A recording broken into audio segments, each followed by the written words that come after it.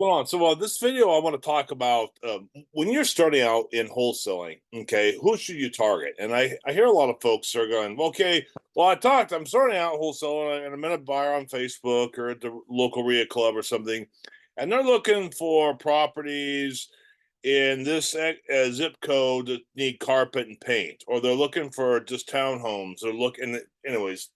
uh, They proceed to say some very narrow niche. Does that make sense?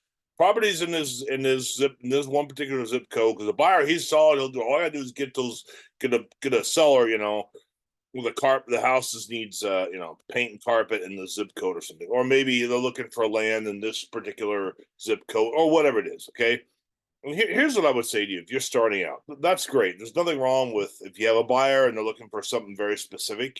But here's the reality, okay? If you want to be successful in this and really hit the ground running and start making a lot of deals, don't when you first start out, don't be so narrow in your searching, okay? And I say that too because you know there are other buyers out there, and I mean, gosh, if you're just looking for a property that's single family, single story, XY, XYZ zip code that this needs carpet and paint, you're gonna have a real hard time finding something like that consistently, right? Right. So nothing wrong with knowing that's what your buyer is looking for. So if that happens in the future, you find a property like that will work for this business model, yeah, go ahead and do it.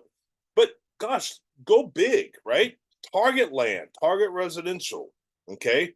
It doesn't matter if it's rural or if it's a mobile home or it's a townhome, whatever it is, really just go broad, right? And then start talking to sellers, figure out what their problem is, and and at the same time, engage with your local title company, closing attorneys, RIA clubs, build relationship with cash buyers. Go to the foreclosure auctions. Those guys that are buying there, they're not their wholesalers, they're actual cash buyers. They have their liquid. Okay, meet with those guys.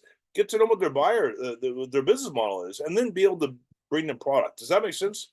Don't be so narrow. If all you're just looking for one little kind of narrow property, you're going to really struggle because there's not that many available. So go big, right? Start talking to sellers, and you're going to start being able to close multiple deals. And after a while, you're going to find your own niche you're really good at. I mean, you'll come to a point where people are calling you up. You know what I mean? Not even having to do as much marketing because they know who you are. Does that make sense? Okay, so I hope this helps you. The moral of the story is for you to be successful, remember to market big. Don't forget all the presuppositions you got. Just start talking to sellers. Doesn't matter what kind of house they have, okay? And then also engage with your buyers, get to know the business model. And then once you start closing deals, then you can kind of narrow down your search. I hope this helps you. If you need some clarification, you want to look at a deal, want me to look at a deal for you, whatever, potentially do some joint venture, just let me know below. We'll get on a Zoom call and maybe we do some business. So Godspeed, and we'll see you in the next video.